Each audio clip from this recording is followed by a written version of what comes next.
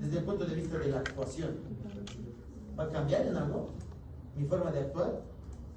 Si es taquicardia ventricular o es flatel. Si es arriba de los 150 ya estaría en ritmo de paro, entonces...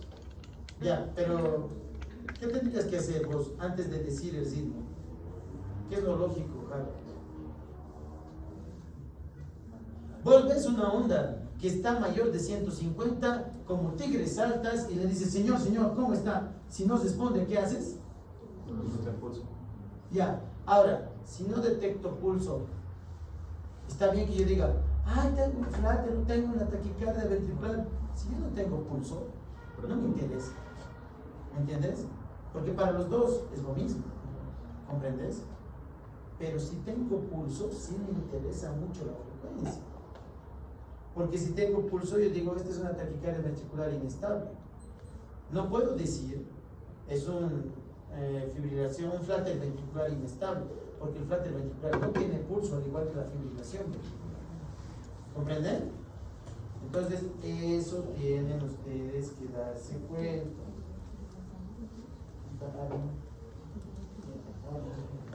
Sigo. Ahora, la fibrilación es lo más fácil de reconocer, pero hay que darse cuenta si es que es una fibrilación real. En la fibrilación ventricular hay una actividad eléctrica contráctil rápida y desorganizada. No se distinguen los complejos QRS, el segmento ST, ni tampoco la presencia de la onda T. Ven una fibrilación. Aquí está. Un desmadre. Yo no veo ondas reales. Yo veo rayitas. ¿Entienden? Entonces vos dices, está fibrilando. ¿Y tú qué estás haciendo? Bueno, fisiopatológicamente, los ventrículos constan de áreas de miocardio normal que se alteran con áreas de miocardio alterado, dañado o infartado, lo que produce un patrón asincrónico caótico de despolarización y repolarización ventricular. Sin una despolarización ventricular organizada, los ventrículos no pueden contraerse como una sola unidad y no generan gasto cardíaco. El corazón se agita y no bombea sangre. Eso es importante. Ahora, entre los criterios definitorios por el electrocardiograma, yo tengo que ver primero la frecuencia y el complejo QRS. Entonces, ¿habrá complejo QRS en una fibrilación? No. No se puede determinar complejo QRS, ni onda P, ni QRS, ni T. Se producen ondulaciones en la línea de base con una frecuencia que pueden variar desde 150 hasta 500 por minuto. Generalmente más de 300. ¿Entienden? Ahora, patrón indeterminado. Patrón, desviaciones ascendentes con pico máximo y pico mínimo. Lo que sí me interesa es la amplitud. ¿Qué pasa? ¿No tienen marcador? ¿Alguien tal vez? ¿De agua? Tal vez. A veces ahí siempre alguien trae.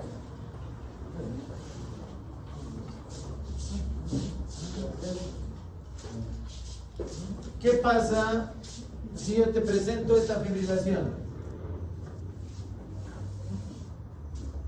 Versus, yo te presento esta fibrilación.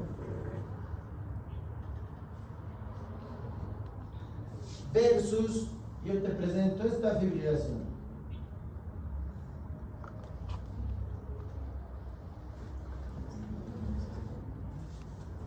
¿Cuál es la diferencia? La amplitud. ¿Te das cuenta? Malla alta, malla media, malla fina. La que más me peligra es la malla fina. ¿Por qué? Ya te llegando a historia. No, cualquiera de los tres está llegando a historia. Cualquiera de los tres. ¿Entendés? Pero lo que me interesa de esto es diferenciarlo de la historia. ¿Qué pasaría si yo tengo esta línea y tengo esta línea y tengo miopía y estoy desde aquí? ¿Qué dirían? En uno puedes desfibrilar y en el otro no. Sí, el protocolo es diferente, pero yo estoy ahí como que él diciendo, a la mierda, los dos son las historias. Entonces, hay la opción en el equipo del monitor de aumentar la amplitud. Si vos aumentas la amplitud y esa sistolia, va a seguir siendo una línea, pero más gruesa. En cambio, si vos aumentas la amplitud y era una fibrilación de malla fina, entonces va a empezar a mostrarse así grandota. ¿Comprenden? Por eso, cuidado que se hagan agarrar en curva, porque en la fibrilación se hace desfibrilación y en la sistolia no se da choque eléctrico. ¿Comprenden la importancia? Gracias.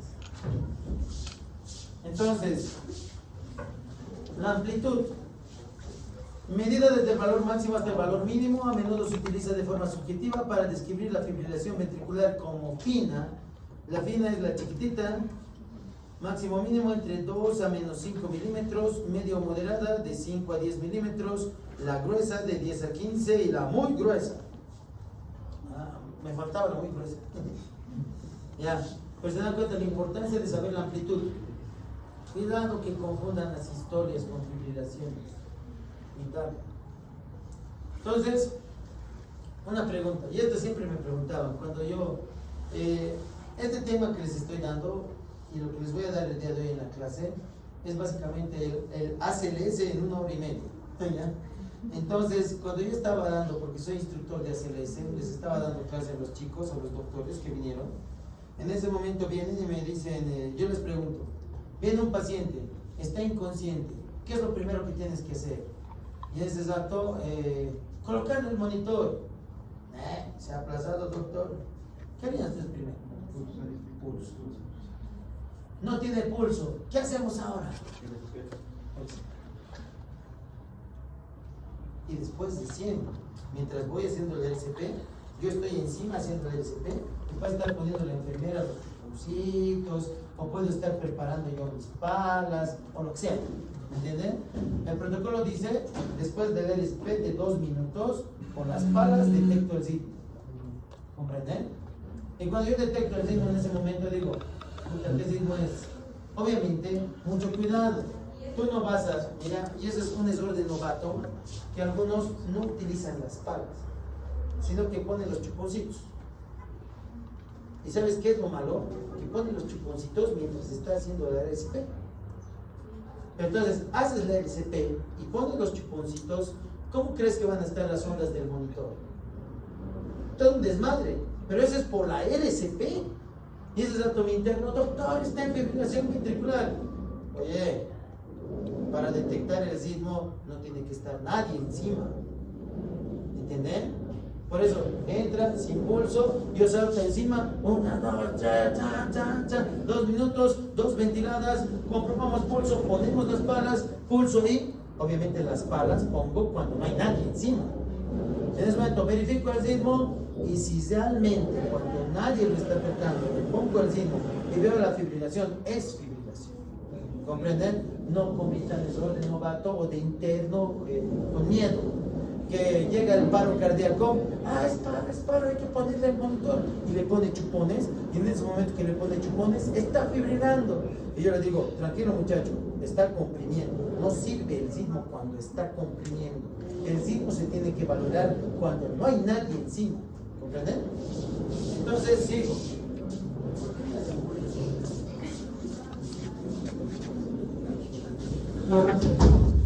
El cerebro no lo escucho. Tengo tiempo, sí, tengo. Entonces, el pulso desaparece al iniciarse la fibrilación ventricular. El pulso puede desaparecer antes del comienzo de la fibrilación si un precursor común de la fibrilación. Ahora, les digo yo a mi pregunta, yo le decía, ¿qué pasa? Imaginemos ahora otro tipo de paciente, otro. Un paciente que ha ingresado al hospital por un infarto. ¿Ya? Le han hecho el cateterismo cardíaco correspondiente, le han colocado el stent, han desobstruido, han hecho todo lo que se tenía que hacer. El paciente ha sobrevivido. Pero lastimosamente, el paciente está con una secuela. Lo han mandado a sala de monitorización, a unidad de cuidado cardiológico o a terapia intensiva, y el paciente está con fibrilación auricular. ¿Entienden? Está con fibrilación auricular. ¿Qué he dicho? Puede ser estrecho. ¿Ya? El paciente está echado Y de repente, 3 de la mañana, dice, ¡me duele mi pecho! Y como antes estaba en fibrilación, yo le dejé ya conectado el monitor, porque cuando entra la terapia intensiva están con el monitor conectado, ¿comprenden? Y el paciente dice, doctor, me duele mi pecho, y se apaga, ¿entiendes? Y vos ves el monitor, porque ya tenía monitor, y ves el monitor y ves la fibrilación ventricular. ¿Qué deberías hacer en ese momento? Si ya tenía el monitor, si nadie lo está tocando y vos presencias en tu cara, ves la fibrilación ventricular, ¿qué harías? Estoy esperando opciones. ¿Qué?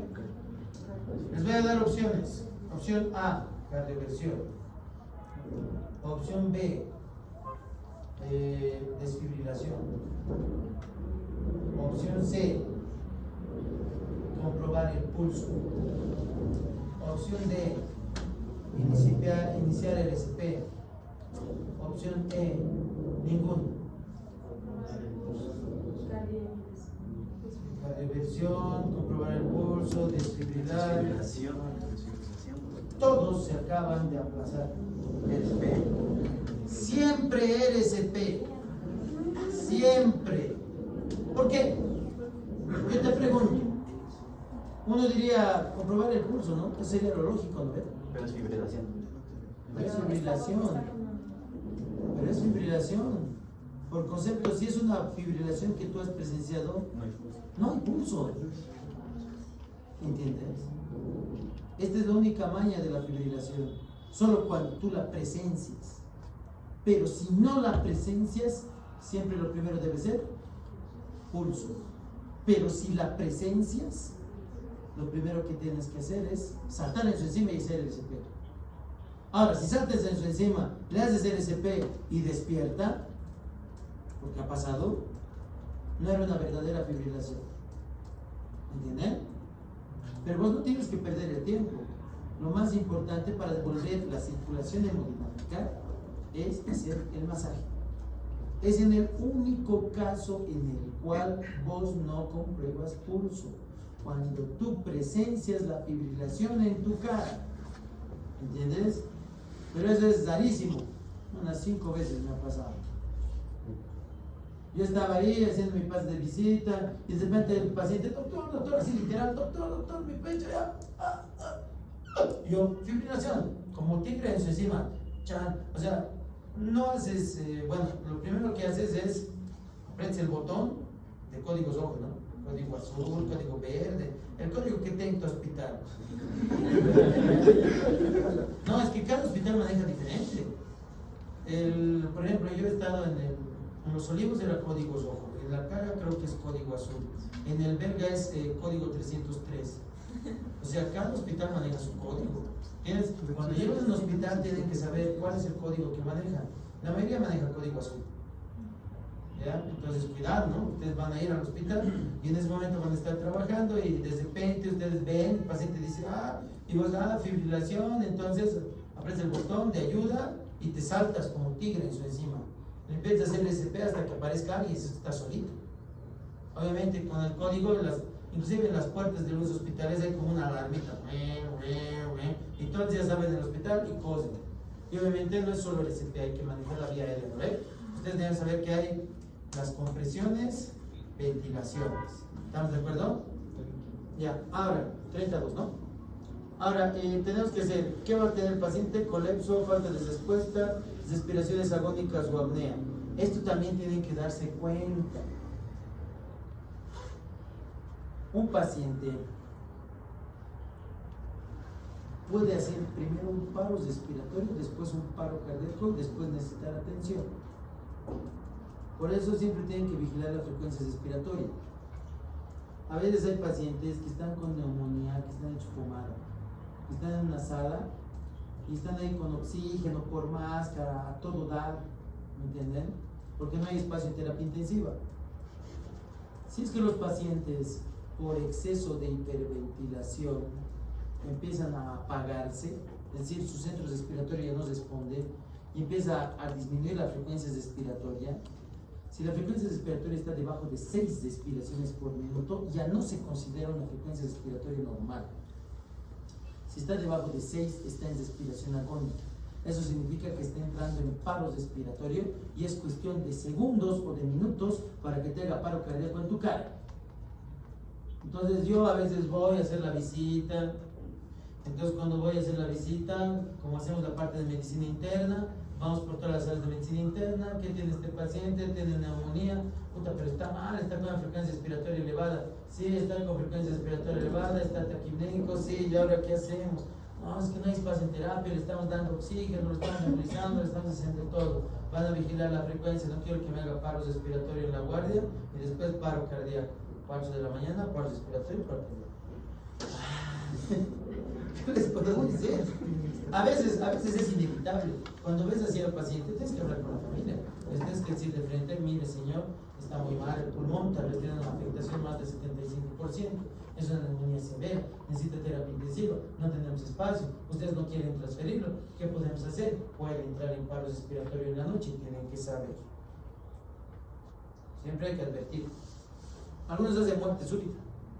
Entre las causas, síndrome coronario agudo, taquicardia ventricular estable e inestable, complejos ventriculares prematuros, distintas anomalías farmacológicas, electrolitos, el lindo potasio. ¿Qué hace el potasio? ¿Qué genera el potasio? No, activa la célula, activa los canales del calcio. Potasio.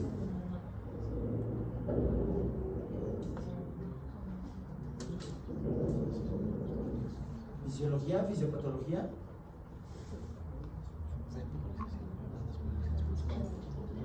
Repolarización. Repolarización. ¿Qué más?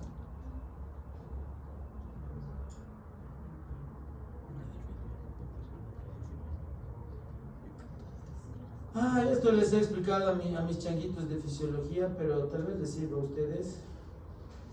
Les debería servir, deberían saber, como quien uno dice. ¿Dónde está mi española? A ver.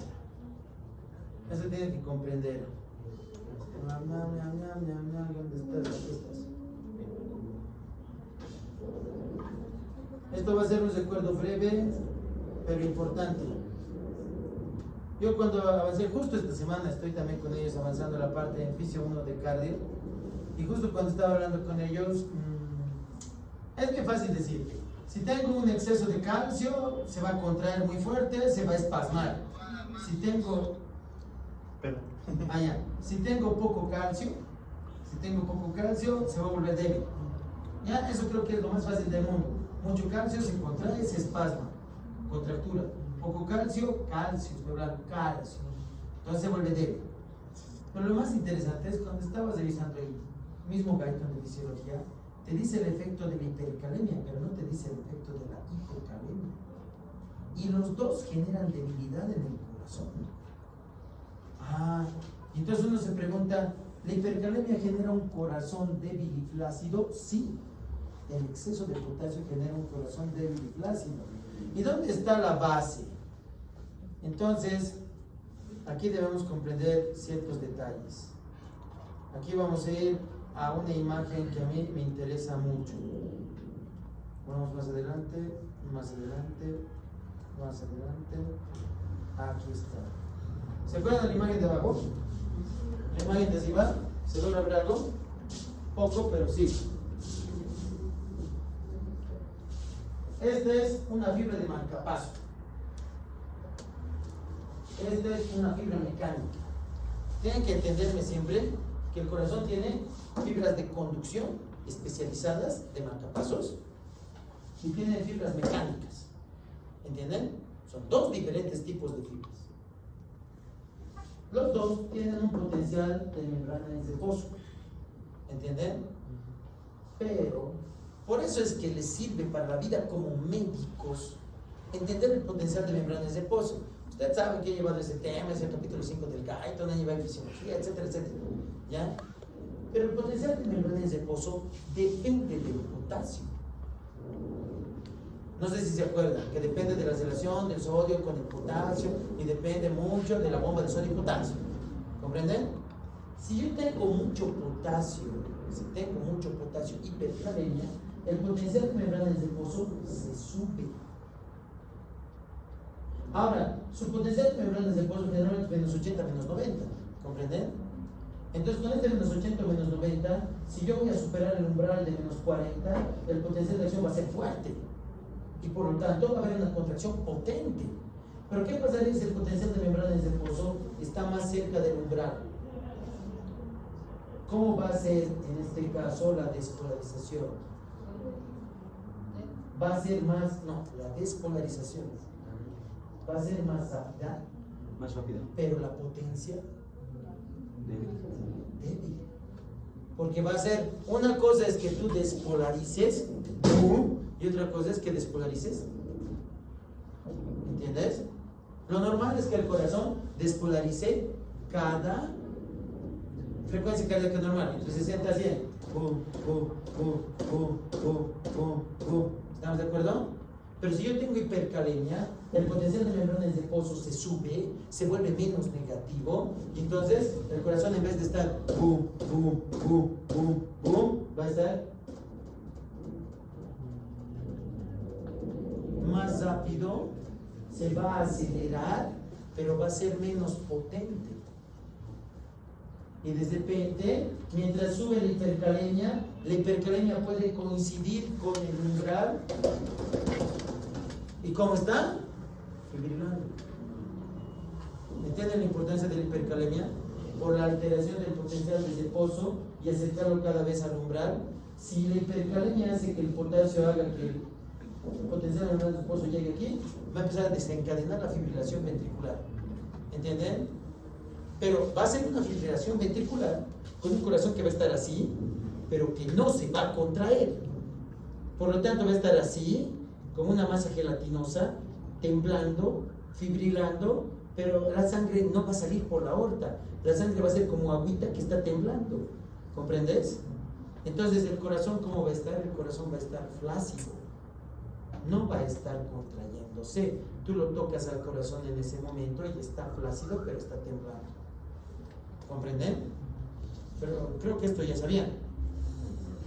¿O entendían algo? ¿Y la hipocalemia? En la hipocalemia el corazón igual se va a volver flácido. No flácido, se va a volver débil. Pero en este caso va a ser, ¿por qué? Si tengo hipocalemia, ¿qué va a pasar con mi potencial de membranas de pozo? Bueno, entonces van a estar un superestimulazo. ¿Entendés? Igual también el corazón no se va a contraer. El exceso de hipocalemia, pero aquí la diferencia es la frecuencia cardíaca. En la hipocalemia yo tengo debilidad cardíaca más bradicardia, porque el corazón apenas está latiendo.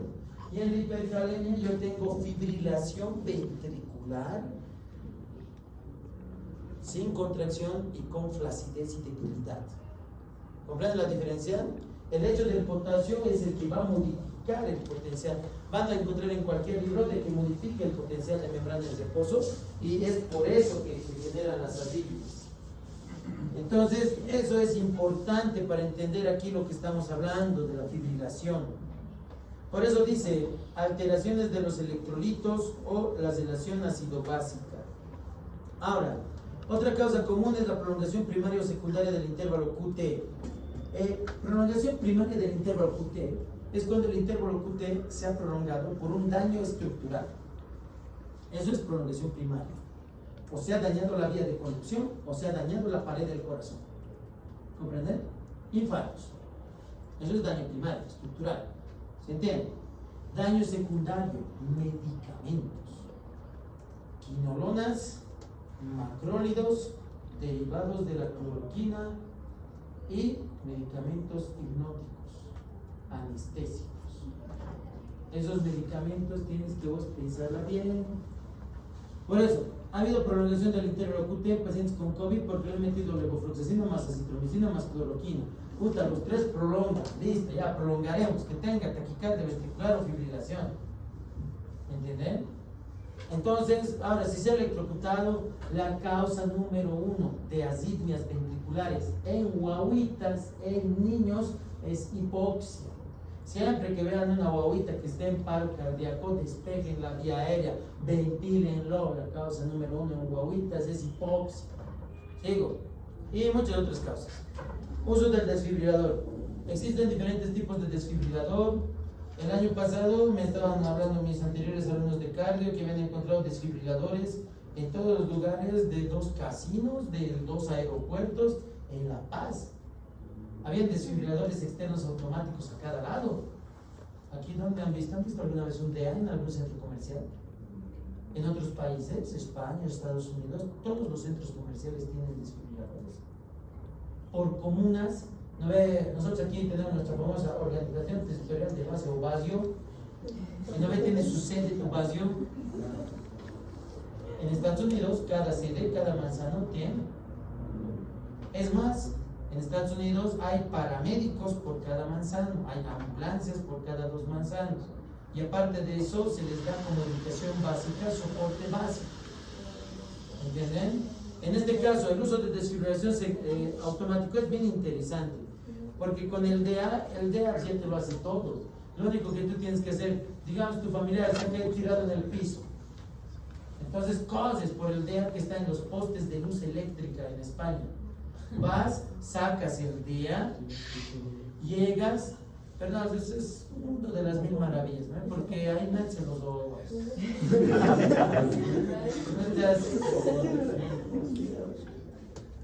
Un cachito.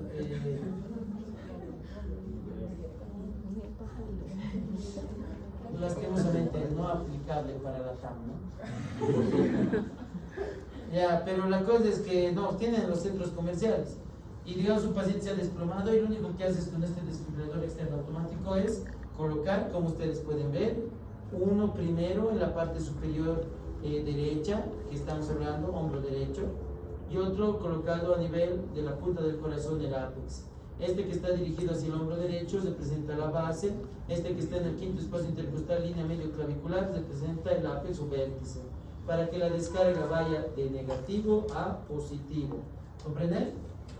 Entonces en ese momento, lo primero, colocas los parches, como te dice la imagen, justo aquí y aquí, infraclavicular derecho y 5º espacio izquierdo, lo pegas y le pones play, prendes. Y en ese momento, automáticamente el aparato te dice, usted se encuentra con un paciente con asistolia, inicie RCP. Y vos, su orden. ¿Entiendes? O usted se encuentra con un paciente con fibrilación ventricular y ahí está el botoncito, este botoncito de descarga, este botón anaranjado.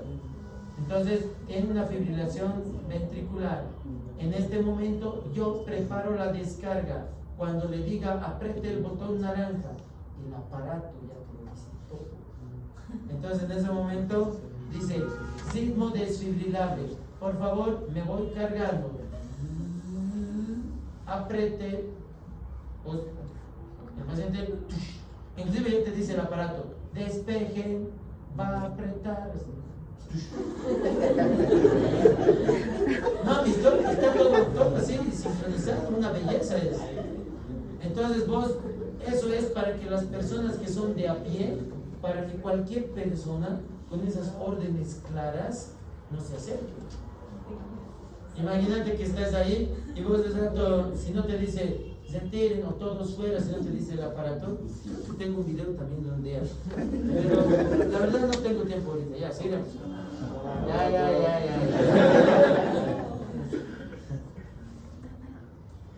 Desfibrilador en acción.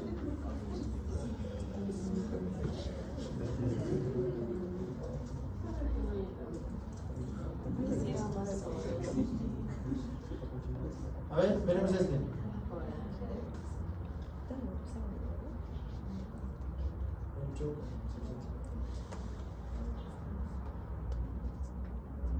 Ah, no, pero está sin audio. Bueno, ahí están los primeros auxilios. Mirad, lo han colocado. Gracias, desplomado, lo han encontrado. Esdap se acerca. Señor, ¿cómo está? Señor. No nos responde, nos respira. Pido ayuda. ¡Ayuda! Primeros auxilios.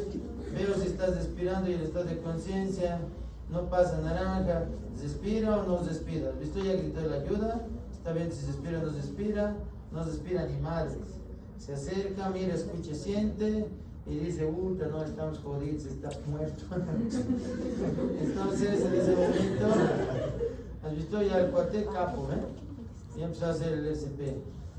Después sigue siendo el SP y viene la ayuda. Y viene la ayuda con su desfibrilador. Y el cuate solito le está echando durísimo. Y el cuate le pone las maniobras, ya listo, vamos. Uno ahí arriba, el otro ahí abajo, seguiremos. Ya, entonces conecte. Entonces seguimos. Ya, le sigue dando respiración boca a boca. Bien, pues ¿qué me respira? Bien actuado. Y en ese momento la descarga. Oye, bien actuado, actuadísimo. Qué buen video.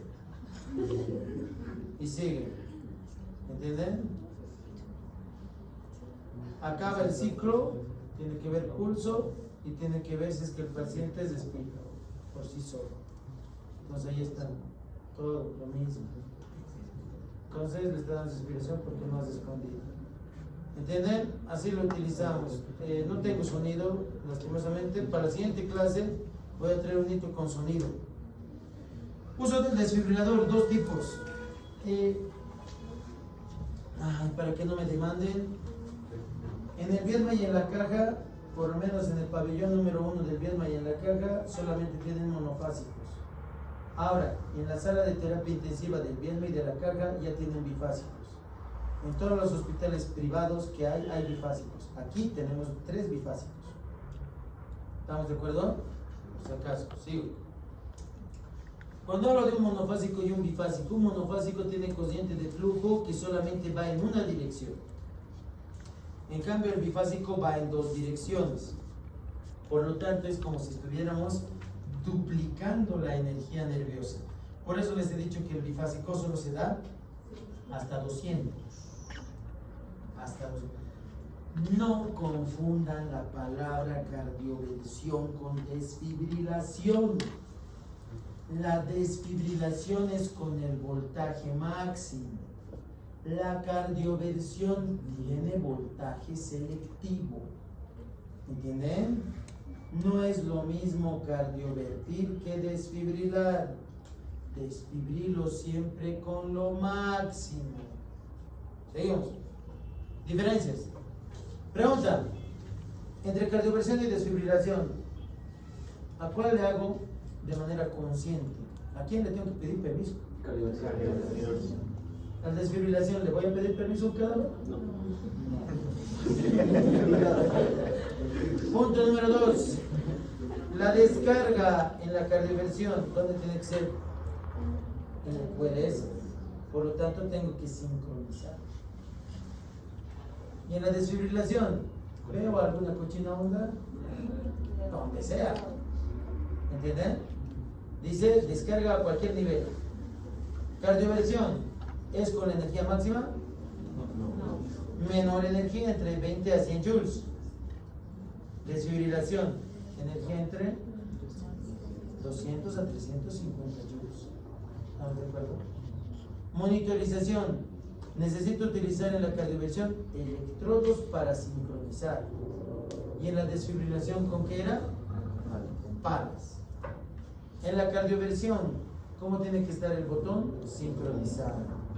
En cambio, en la desfibrilación, el único botón que me interesa es descargar.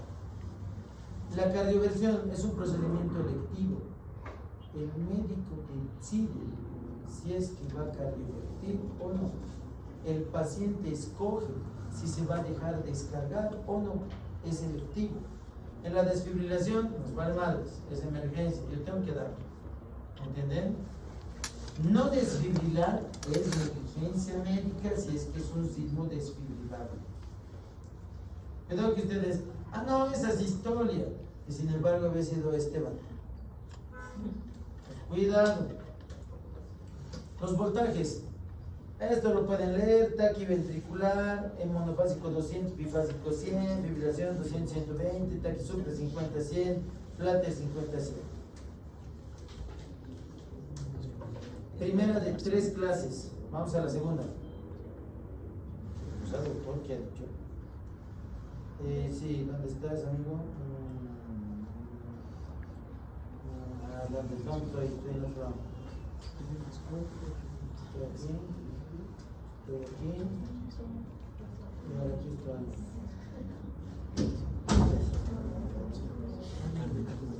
Ya, nuestro fantástico mundo por las taquiarritmias nos condujo aquí. No, la verdad, esto lo voy a dejar para el final. Mejor antes de hablar del paro cardíaco, nos iremos primero a las bradis. ¿Dónde están bradis? Porque las bradis y las taquis van a terminar en paro cardíaco. ¿Estamos de acuerdo? Entonces hablaremos de las bradis. Voy a ir a los puntos importantes. ¿Ok?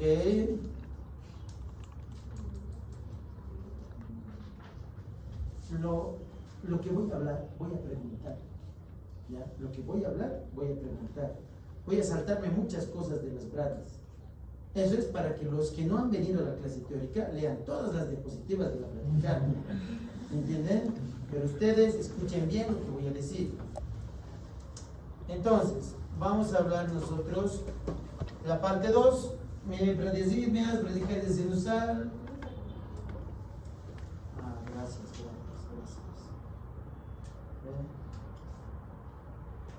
Vamos.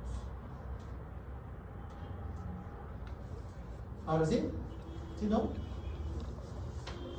Bradismias, bradicardia sinusal, frecuencia cardíaca con 60 latidos por minuto. Bradicardia sinusal, que ustedes pueden ver aquí. Estamos viendo las características más importantes de una bradicardia. Ustedes se dan cuenta que es sinusal. ¿Tiene onda P? Sí. ¿El QRS le sigue la onda P? Sí. ¿La onda T sigue al QRS? Sí. La distancia.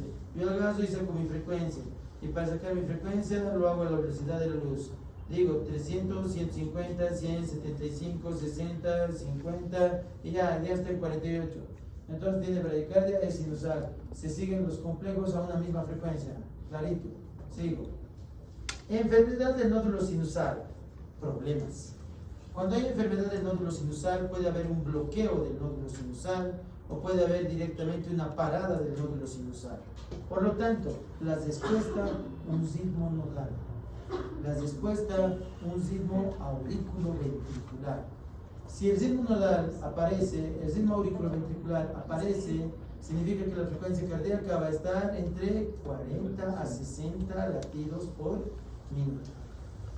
Entonces pueden haber pausas sinusales. Entonces aquí tienes P, tienes P, tienes P, tienes P, y este se fue de vacaciones. Bueno, hasta luego, así, ¿no? Y aparece otra P. Entonces aquí hay una pausa sinusal que no ha generado un complejo y que de repente se ha pausado de la nada. Entonces esas son las famosas pausas sinusales. Si ves vos pausas sinusales que iba a una frecuencia y de repente se entra en pausa, eso es probable que haga enfermedad del nódulo sinusal. Las pausas esporádicas, la ausencia de complejos, la ausencia de regularidad, esos intervalos alargados, os dices, está en pausa, este cuate va a ser enfermedad del nódulo, no es normal. Sigo. Ahora, hay un síndrome que se llama síndrome de bradicardia taquicardia. Es una alteración en la cual tú tienes bradicardia y de repente aparece una taquicardia. La taquicardia puede ser de QRS ancho. O sea, en otras palabras, la bradicardia está generada porque el nódulo sinusal viene, se está apagando el nódulo sinusal. Y como se apaga el nódulo sinusal, la conducción ventricular aparece. Y la conducción ventricular puede desencadenar una taquicardia ventricular. ¿Me entienden? Se ha bradicardizado, el nódulo sinusal se ha apagado y el ventrículo ha dicho, ¿qué está pasando? Y un foco ectópico del ventrículo se ha activado. Y estaba bradicardizando y de repente es respondido con una taquicardia. El famoso síndrome de braditaqui o taquibradi. ¿Comprenden? Ahora, bradismias, este ya conocen, 1, 2, 3, ya conocen. ¿Ves? Mira este cuate, señora, pausa, ¿ves? Yo veo y digo, a ver, ¿cuántos segundos? Ojo, indicación de marcapaso es cuando es mayor a 2.5 segundos. Entonces yo digo, desde aquí, 1, 2, 3, 4, 5. Un segundo, ¿no? 1, 2, 3, 4, 5, 2 segundos. He dicho que la indicación de marcapaso es mayor a 2.5. 1, 2, 3, 4, 5, 3 segundos. 1, 2, 3, 4, 5, 4 segundos y un poquito más. ¿Cómo creen que está hemodinámicamente ese trazo? ¿Cómo estaba el paciente? ¿Sí, no? O sea, desmayado, o sea, sincopeado. Muchas veces pasa que llevan a los abuelitos aquí al hospital y nos dicen: ha pasado algo, doctor, se ha desmayado, yo no sé qué le ha pasado a mi abuelito. Ay, ¿me lo puede valorar? ¿Comió bien antes del desmayo? Para descartar, siempre lo primero que tienes que descartar es síncope metabólica, hipoglicemia. ¿Comió bien? ¿Estuvo bien desayunado? Sí. ¿Tiene algún antecedente importante? Dice que tiene problema en el corazón. Yo ese rato, chale, este cuate entonces debe tener algún problema. ¿Qué te han dicho que tiene de problema? Ah, se ha infartado el lado derecho de su corazón, me han dicho. Cuando hay infartos del lado derecho, recordemos, por eso es importante la anatomía. La arteria coronaria derecha va a generar la arteria del nódulo sinusal, la arteria del nódulo auriculoventricular, la arteria coronaria derecha también va a dar la arteria interventricular posterior y la marginal derecha. ¿Por qué me importa saber eso? Porque si se ha tapado la coronaria derecha en un infarto derecho, el nódulo sinusal puede estar enfermo. Y si el nódulo sinusal puede estar enfermo, puedo tener una pausa sinusal. Y si la pausa sinusal es mayor a 2.5 segundos, debo colocar marcapaso. ¿Entienden? Importante. Ahora, ¿qué es lo que nos toca? Puede tener un bloqueo de primer grado. Mira, el bloqueo de primer grado, tan bonito, mira, pere alargado, ¿no? ¿Cómo así? Importancia clínica. Si tiene un bloqueo de pere, o sea, bloqueo de primer grado, y es su primera vez, o sea, primer electro, y es primera vez que veo un bloqueo de primer grado, yo sé si es que eso es nuevo o es antiguo. Yo le hago a mi paciente, tiene 18 años, le hago el electro y veo un bloqueo de primer grado. Y le digo: ¿tienes algún signo o síntoma? No, estoy bien. ¿Será que algunas personas pueden haber nacido ya con un bloqueo de primer grado? Sí. Menos del 10% de las personas del mundo mundial, algunos libros dicen de 1 a 3%, viven con bloqueo de primer grado y no saben. ¿Entienden? Pero viven normales, no es patológico. Ya naciste así, hemodinámicamente tu cuerpo ya se adaptó a ese bloqueo, pues nada. Ahora, ¿qué pasaría si yo nací con signo sinusal normal? Tengo un electro que me realizaron para entrar al cuartel a mis 18 años, y cuando tengo 45 años me dice el doctor: ¿tienes bloqueo del primer grado? ¿Tienes algún electro antiguo? A ver, le voy a mostrar. Traigo mi electro antiguo y le muestro. Y el doctor dice: antes no tenía, ahora tenía. ¿Por qué puede aparecer un bloqueo de primer grado de nuevo origen? Fiebre reumática, enfermedad chagásica y infartos.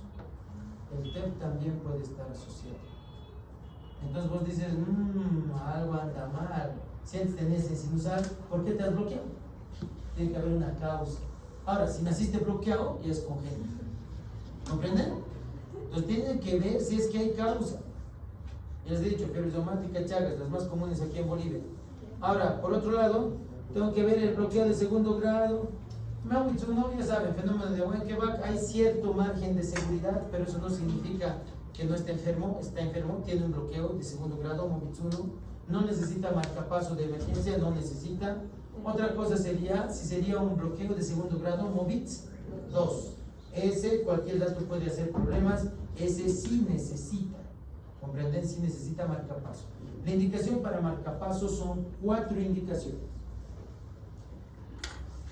Enfermedad del nódulo sinusal con pausas mayores de 2.5 segundos.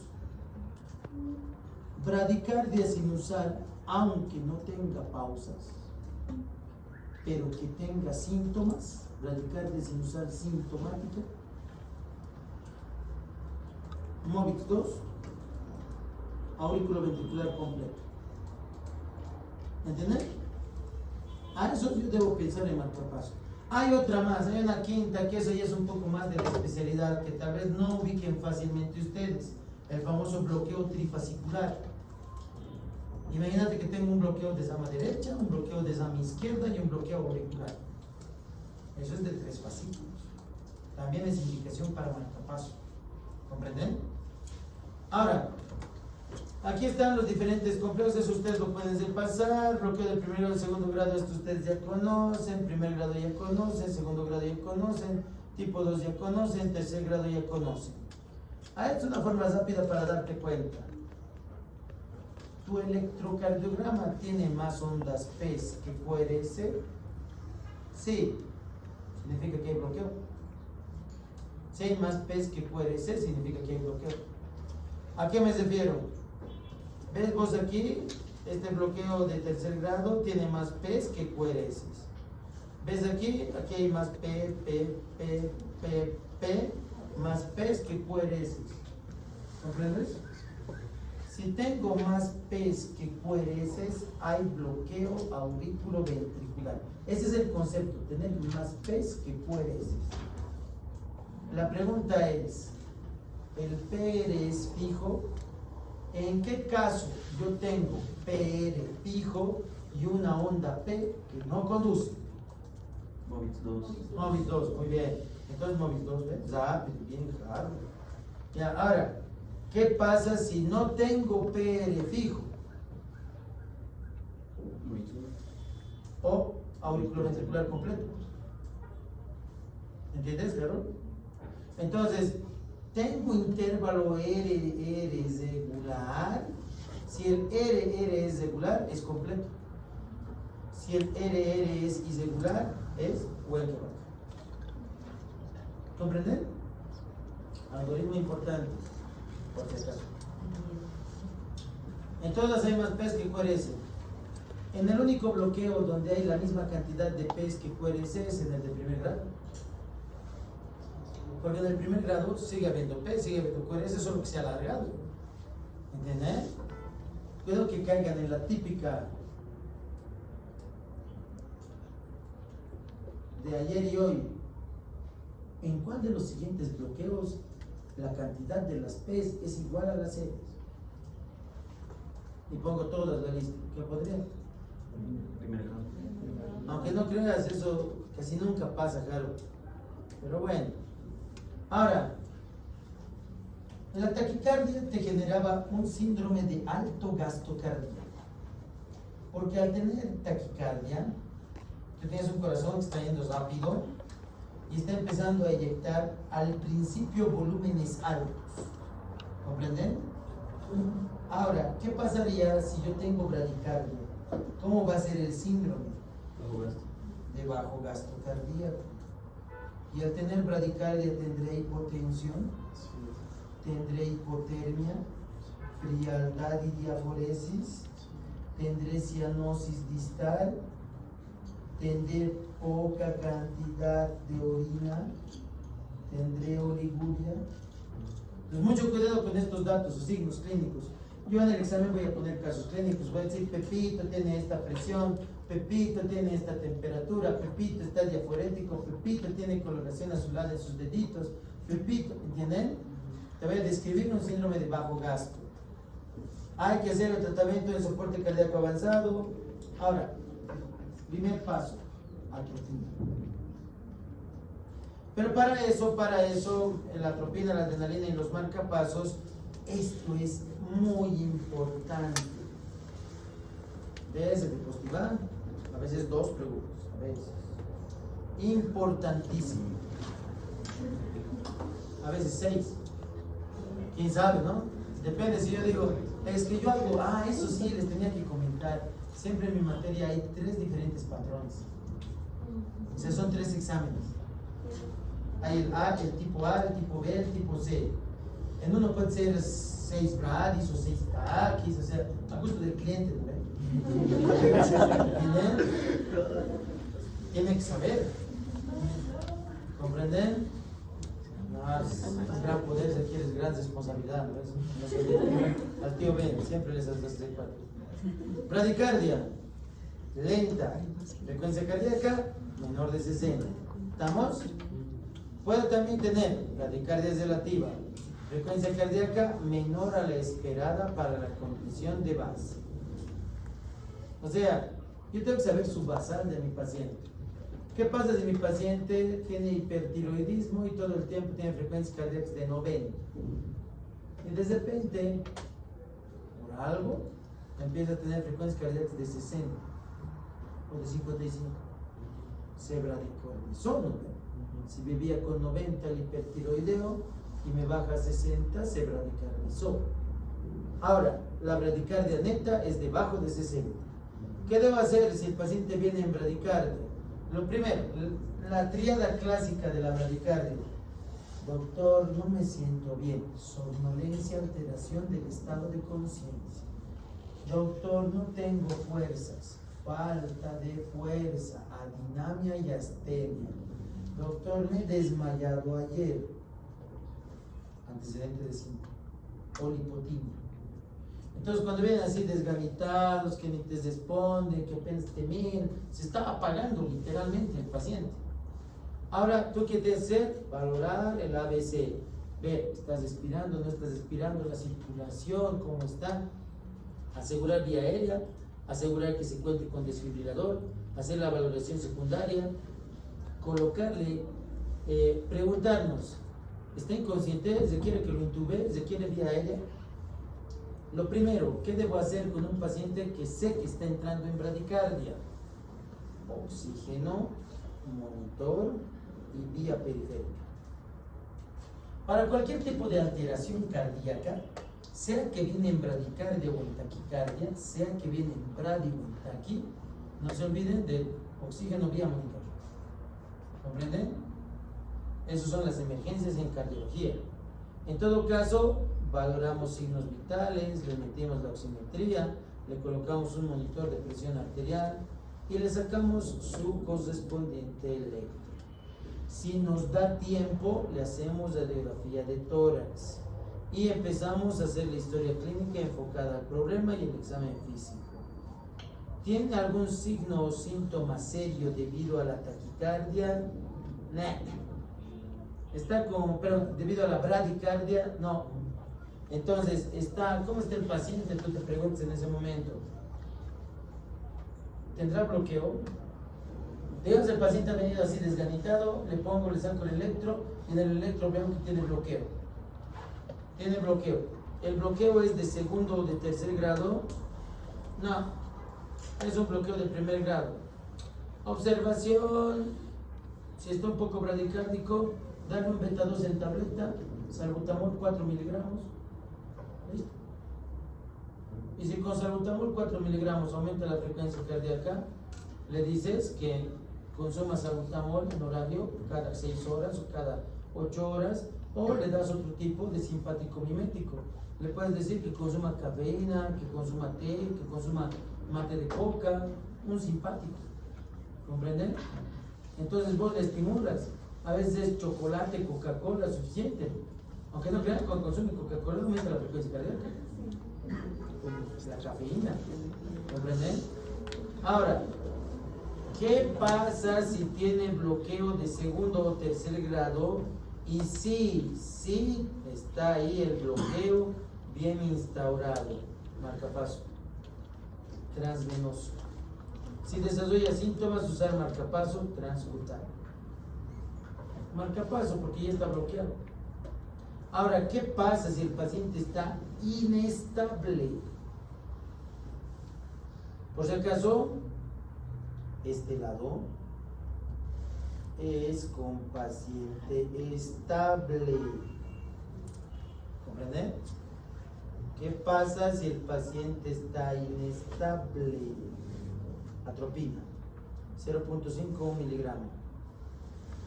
Yo me acuerdo mi primer año de residencia, yo echo al capo, pues hablo con el cardiólogo de turno. Le digo, doctor, estoy teniendo un paciente aquí ingresando por emergencia. ¿Qué tiene, chango? ¿Para qué me molestas? Y yo le digo, doctor, le mando foto y le escribo, ¿no? Por WhatsApp.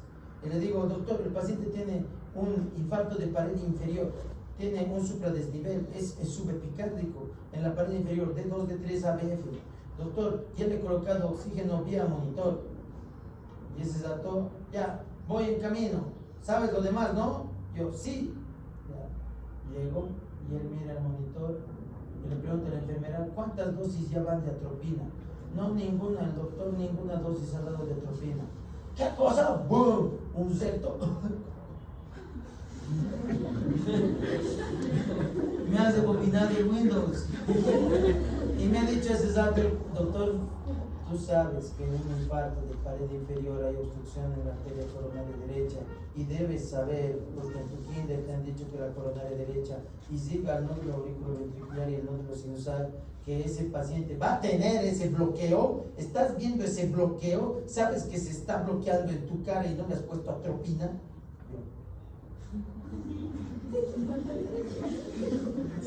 Ahora entienden la importancia de en el infarto de pared inferior o en un infarto del lado derecho de cara posterior que yo debo colocar atropina como secuencia. Ves que la atropina, las guías anteriores decían 0,5, las guías actuales del 2020, lo que les he mandado, dice 1 miligramo de entrada. ¿Entienden? Si ven un paciente con bradicardia y la bradicardia amenaza su vida, es una bradicardia con frecuencias cardíacas menores de 50, pongan atropina, hagan prueba de atropina, denle o 0,5 o 1 miligramo. Si le tienen miedo a la atropina, pueden iniciar con 0,5.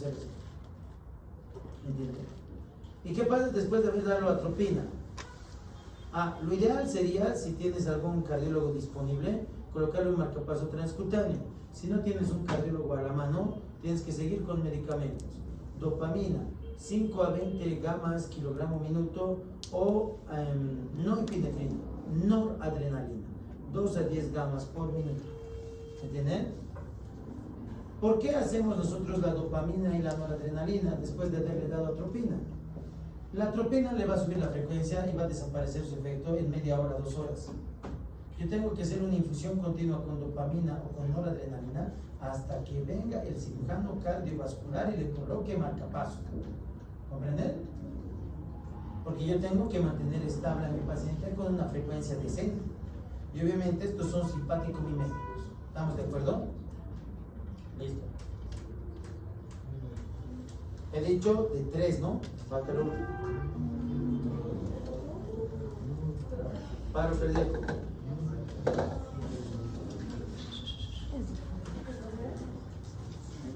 Es que insuficiencia cardíaca tengo que llevar.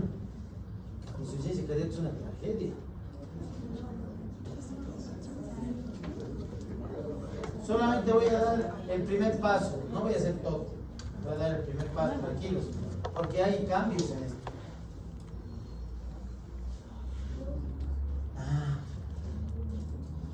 ¿Por qué será que me olvido esas cositas de la vida?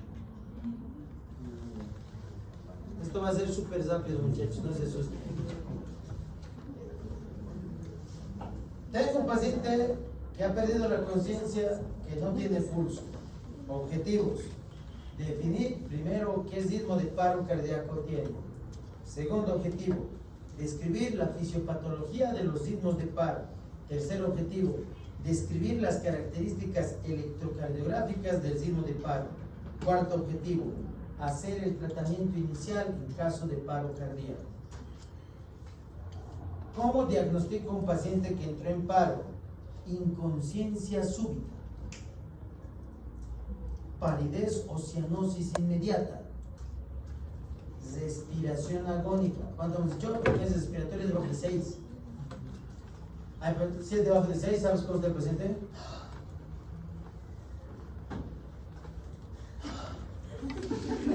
En serio, cuando ven así les va a dar miedo. Ausencia de pulso, 5Hs y 5Ts es lo que quiero que aprendan. Hipoxia, hipocalemia, hipercalemia. Ya les dije qué es lo que pasa en la hipocalemia y en la hipercalemia. ¿Ok? Hipotermia, hipertermia. Hipertermia mayor de 41, hipertermia maligna. Hipotermia debajo de 35. Hipoglicemia, hiperglicemia. Hipoglicemia debajo de 20. Hiperglicemia encima de 700. Generalmente los laboratorios o el AcuCheck te dice que arriba de 500. Hay algunos que son arriba de 500 y algunos arriba de 700. Si tú le haces la glicemia capilar y te aparece high, puede hacer paro por hiperglicemia. Porque no sé si algunos de ustedes han utilizado alguna vez el glucómetro. Cuando se han pinchado, cuando han visto un paciente que realmente está muy mal, dice high, o sea, no marca. Están calibrados para hasta 700. El endovenoso está, ese sí se puede detectar hasta más de 1200. Hipovolemia. ¿Cómo me voy a dar cuenta de hipovolemia? Pérdida de sangre más de 1 litro. Traumatismo. Traumatismo, sobre todo cráneoencefálico. Taponamiento cardíaco. Ustedes ya saben la triada de Beck, ¿no? Ustedes ya saben, ruidos apagados, hipofonéticos, la incomputación yugular, etc. Trombosis pulmonar, un TEP, trombosis coronaria, un infarto, tabletas, drogas, antidepresivos, benzodiazepinas, Neuril, clonazepam. Algunos dicen, voy a dormir y 10, duerme hasta encima. Tensión, neumotórax y asma. En la clasificación me quedé el día de hoy. Necesito nomás era. No voy a detener todavía. No, es que sabe que yo tengo que volver con ustedes más bien a las 11, entonces tengo que llamar. Listo.